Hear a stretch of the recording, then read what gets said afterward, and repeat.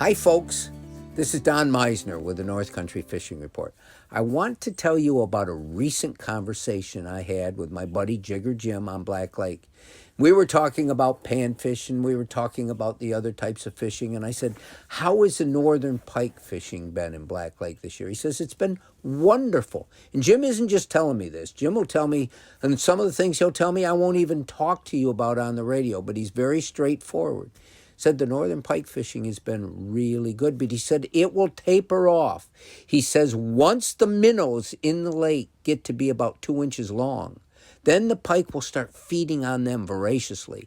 And that's small bait. That's small bait, and fishermen going out fishing for them won't be catching as many because the fish are actually gorging themselves on much smaller food. It's an interesting thought. But then he said to me, let me ask you something. If you had to pick, what do you think is the most aggressive fish in the lake?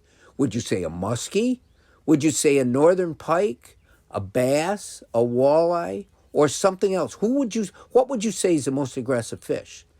And I said, well, I guess what you would expect me to say would be a northern pike. We think a northern is being so viciously aggressive, and they can be at times. But he said, no, you're way wrong. He said, guess again. Well, my second guess, I guess, is what he wanted to hear because I said bass. He said, yes, bass. Bass are so aggressive. They will, he said, see, here's the thing. When northern pike are full, they won't eat. They don't need to eat. And you can let other fish and minnows swim right by them and they don't care. They won't do a thing. And I've seen this. I can be a witness to this same thing. But he said, bass, they don't like things in their living room. And so if something comes into their living room, they want it out of there. And we're not just talking about a bass protecting its bed. We're talking about a bass having an area that they call their own, whether it be a stump or a tree or a branch or a weed bed or whatever they're in.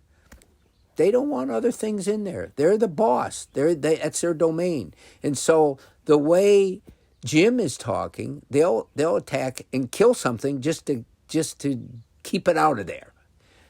Now, that may be kind of true because I'll tell you, like he said, most of the time somebody on the lake is really catching bass. It may be slow fishing for others, but there's certain areas and certain people know how to do it, and bass can always be counted on.